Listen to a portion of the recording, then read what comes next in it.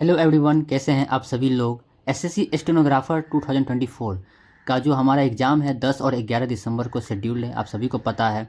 और लगभग 20 दिन बाकी है हमारे इस एग्ज़ाम को होने में, सीबीटी का।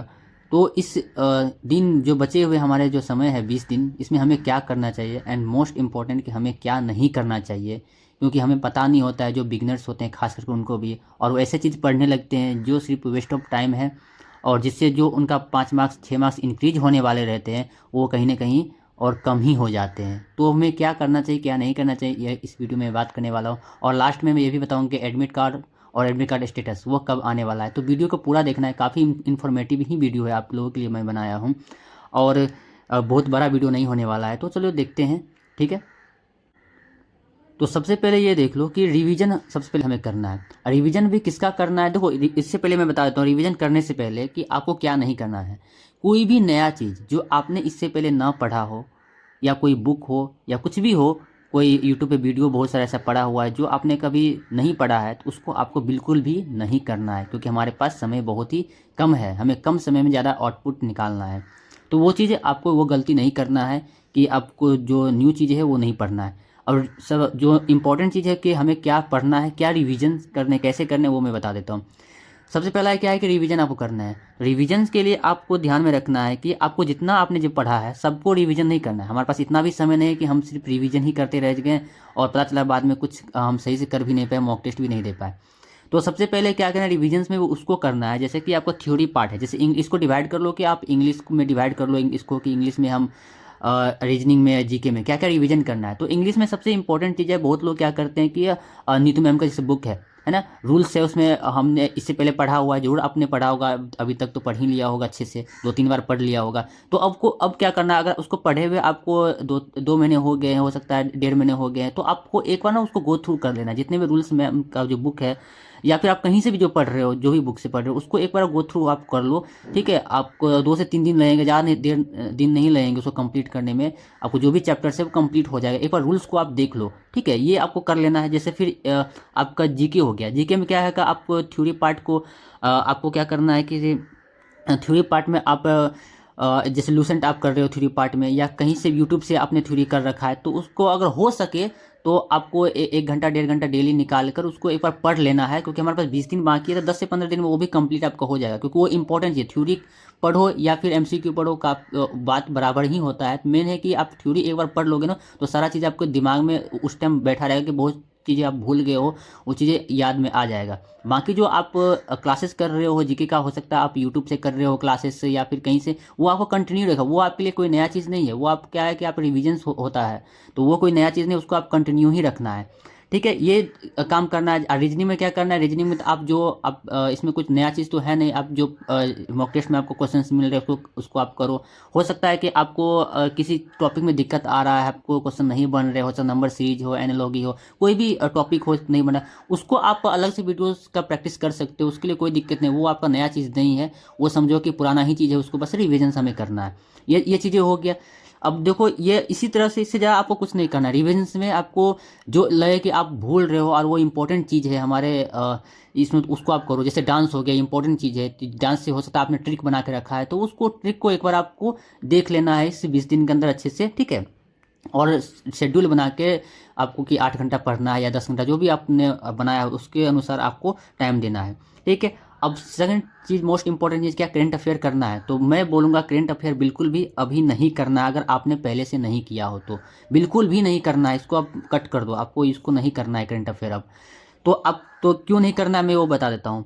अभी आपने देखा होगा कि पहले, अब 2020 से पहले क्या होता था कि आपको करंट अफेयर अच्छे खासे पूछे जाते थे एसएससी स्टेनो में, 10 से 15 क्वेश्चन रहते थे, आप जाकर देख लेना। और उसमें भी क्या रहता था कि आपने जिस साल का आप एग्जाम दे रहे हो, लगभग उसी साल का क्वेश्चंस रहते थे, 90% क्वेश्चन उसी साल का रहता था। लेकिन अब एसएससी ने बहुत सारा चेंजेस में किया है कि करंट अफेयर, एक तो 50 में से 4 से 5 ही करंट अफेयर पूछते हैं स्टेनो में। ऊपर से उसमें क्या होता है कि आपको 24 का एग्जाम देने जाओगे, वो 24 का भी पूछ देंगे, 1-2 या ज़्यादा क्वेश्चन 22 का रहता है, फिर 23 का रहता है, इवन 21-20 का भी रहता है। अभी मैंने देखा है सीजीएल ये सब एग्जाम्स के जो मैंने क्वेश्चन पेपर देखा है, उसमें 2020 से 21 का भी करंट अफेयर 1-2 आपको देखने को मिल जाएगा। तो अभी आपको इसको करने से कोई फ़ायदा नहीं है। आप अभी करने जाओगे, हो सकता है आपने जल्दी जल्दी में कंप्लीट तो कर लिया, लेकिन जब एग्ज़ाम के दिन में जाओगे तो आपको या तो आपको क्वेश्चन मिलेंगे ही नहीं, मिलेंगे भी तो आपको उस टाइम याद आएंगे भी नहीं। तो कोई फ़ायदा नहीं कि 4-5 क्वेश्चन के लिए आप एकदम से दिन भर करंट अफेयर आप कर रहे हो। तो बिल्कुल भी अभी ये आपको नहीं करना है, ठीक है। अगर फिर भी आपको करने का मन है तो 22-23 का आप देख लेना। 22-23 में भी आप जो इम्पोर्टेंट है, जो जैसे अपॉइंटमेंट हो गया, ये सब आप देख सकते हो, वरना आप इसको छोड़ भी सकते हो, कोई फ़ायदा नहीं। इससे ज़्यादा आप रिवीजन पे फोकस करो और मॉक टेस्ट पे फोकस करो। तो नेक्स्ट हम बात करते हैं मॉक टेस्ट। तो मॉक टेस्ट आपको अब डेली देना, हो सके तो डेली देना है। डेली अगर आप नहीं दे सकते हो तो कोई बात नहीं, कम से कम ये बना लो कि 20 दिन बाकी है ना, 20 दिन में आपको 10 मॉक टेस्ट आपको देने ही देने हैं। तो आप ये मॉक टेस्ट कहाँ मिल जाएंगे, टेक्स्ट बुक पे आप मिल जाएंगे। अगर आप नए हो तो आप जाकर टेक्स्ट बुक आप पास ले लेना। ये जब पेमेंट करोगे ये कोड डालना, आपको डिस्काउंट भी मिल जाएगा। तो अभी टेक्स्ट बुक में पहले तो थे ही 10 मॉक टेस्ट, इसके अलावा भी अब 5 नए मॉक टेस्ट ऐड हुए हैं, धीरे धीरे वो आ जाएंगे। तो वो आप दे सकते हो 5, और 5 कहीं और से जुगाड़ कर सकते हो। बहुत सारे ऐप है, वहाँ फ्री भी मॉक टेस्ट रहते हैं, 1-2 रहते हैं, तो आप वहाँ से भी दे सकते हैं। यानी कि 10। तो अल्टरनेट डे पे आपको मॉक टेस्ट देना है, मॉक टेस्ट का रिवीजन भी करना है, ठीक है। और देखो कि आप कहाँ पे आपको वीक हो, उस पार्ट को कुछ नया तो नहीं करना है, लेकिन आप उस पार्ट को जो आपको लगता है कि हाँ इंपॉर्टेंट है वो आपको कवर कर लेनी है, ठीक है। ये हो गया मॉक टेस्ट में। मॉक टेस्ट आपको देना है, एग्जाम तक आपको मॉक टेस्ट देना है, कम से कम डेली नहीं तो अल्टरनेट डे पे आपको अब देना ही देना है। इसको आप इग्नोर नहीं करना है, क्योंकि मॉक टेस्ट काफ़ी इंपॉर्टेंट होता है। क्योंकि जब अगर आप 10 दिन लगातार दोगे ना, तो आपको ये समझ में आया कि अब जब अगले दिन एग्जाम में बैठोगे तो आपको लगेगा कि नहीं, सेम चीज़ जैसा मैं पिछले दिन दिया था आज वही मैं दे रहा हूँ। तो आपको टाइम मैनेजमेंट का कोई दिक्कत नहीं होगा, आपको कॉन्फिडेंस आपका हाई रहेगा। तो मॉक टेस्ट आपको देना ही देना है, और जाकर आप अगर नहीं लिए हो तो कम से कम 1 महीने का भी आप ले लेना। फिर नेक्स्ट है क्या, एडमिट कार्ड। कि एडमिट कार्ड कब आएगा। तो देखो कि एडमिट कार्ड आप सभी को पता है कि एग्ज़ाम जब भी होता है कि उससे 4 या 5 दिन पहले हमारा एडमिट कार्ड आता है, ठीक है। लेकिन आपको जो एडमिट कार्ड का जो स्टेटस होता है, यानी कि आपका किस सिटी में एग्ज़ाम पड़ा है, या फिर आपका जो एडमिट कार्ड है वो आया या नहीं आया, या फिर रिजेक्ट हो गया, आपका फॉर्म ही रिजेक्ट हो गया, वो कब पता चलता है। तो वो आपका एग्जाम से 10 दिन पहले पता चलता है, लगभग 10 दिन। यानी कि आप सोचो कि आपको 1 दिसंबर या फिर 30 नवंबर के इस मंथ के जो लास्ट है, हो सकता है आपका आ जाएगा, एंड डेफिनेटली आ ही जाएगा। तो आपको वो पता चल जाएगा कि आपका किस सिटी में एग्ज़ाम पड़ा है, या फिर आपका जो एग्ज़ाम का जो फॉर्म है वो आपका वो कैंसिल हो चुका है, ये भी हो सकता है। तो आपको वो पता चल जाएगा एग्ज़ाम से 10 दिन पहले। तो बस यही इस वीडियो में मैं बताने वाला था, और काफ़ी इंपॉर्टेंट चीज़ें मैंने बताया था। रिविजन्स, करंट अफेयर नहीं करने, मॉक टेस्ट आपको देने ही देने, और ये एडमिट कार्ड से रिलेटेड जानकारी मुझे देना था, ठीक है। आप चैनल को सब्सक्राइब करें, क्योंकि आगे आप वीडियोज़ आएंगे, ठीक है। और काफ़ी इंपॉर्टेंट वीडियो आएगा, और स्किल टेस्ट तो कब सबसे इंपॉर्टेंट होता है, उसका भी वीडियोज़ अब आने वाला है, और बहुत कुछ होने वाला है। तो चैनल को सब्सक्राइब करके बेल आइकन आपको प्रेस कर लेना है, और मोस्ट इंपॉर्टेंट थिंग्स कि आपको टेलीग्राम पे ज्वाइन कर लेना है, ठीक है। मिलते हैं आपसे नए वीडियो में, तब तक के लिए आप तैयारी करें, ठीक है। ऑल द बेस्ट सभी को।